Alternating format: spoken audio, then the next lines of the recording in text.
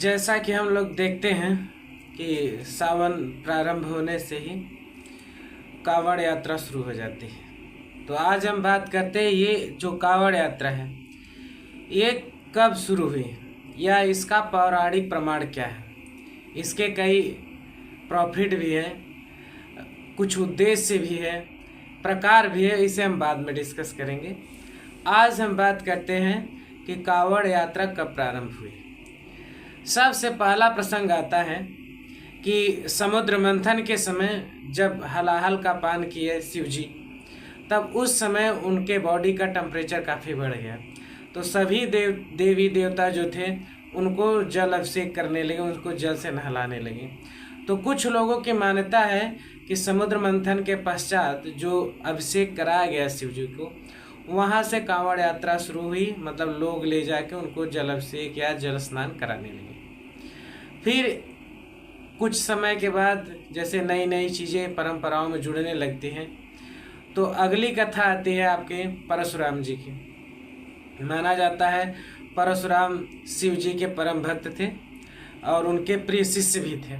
काफ़ी शक्तियाँ, काफ़ी धनुर्विद्या परशुराम जी ने उनसे सीखा था। परशुराम शिव जी को बहुत मानते थे, इसलिए अपने प्रेम को प्रदर्शित करने के लिए वो उनके लिए कावड़ यात्रा ले गए। जब परशुराम जी कावड़ यात्रा ले जाते हैं तो उस समय जो पहले जल अभिषेक था उसके परंपरा से थोड़ा अलग ले जाते हैं, जिसके कारण एक कावड़ यात्रा में एक और नया प्रकार जुड़ जाता है, जिसके बारे में बात करेंगे। इसके बाद आता है श्रवण कुमार की कहानी। श्रवण कुमार की कहानी लगभग सब सुने होंगे। श्रवण कुमार के माता पिता जो थे वो जन्मांध थे, मतलब जन्म से ही अंधे थे। उनको ऋषियों ने बताया कि जब आपका पुत्र कई तीर्थों पे जल स्नान करते हुए शिव जी को जलाभिषेक करेगा तो आपकी आंखें वापस आ जाएंगी और आप सुखद जीवन व्यतीत करेंगे। तो वहाँ से भी एक नई परंपरा कावड़ यात्रा शुरू होती है।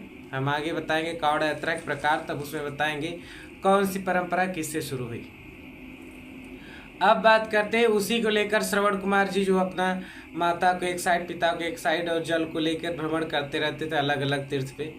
हालांकि उनका ये जो यात्रा थी पूर्ण नहीं हो पाई थी। राजा दशरथ के कारण शब्दवेदी बाढ़ चलाने से उनकी मृत्यु हो गई, जिसके कारण वो यात्रा अधूरी रह गई। उनके माता पिता भी अपने पुत्र वियोग में प्राण त्याग देते हैं। तो हमारे शास्त्रों में मूलतः ये 3 प्रमाण पाए जाते हैं जहाँ से जलाभिषेक या कह सकते हो कावड़ यात्रा प्रारंभ हुई।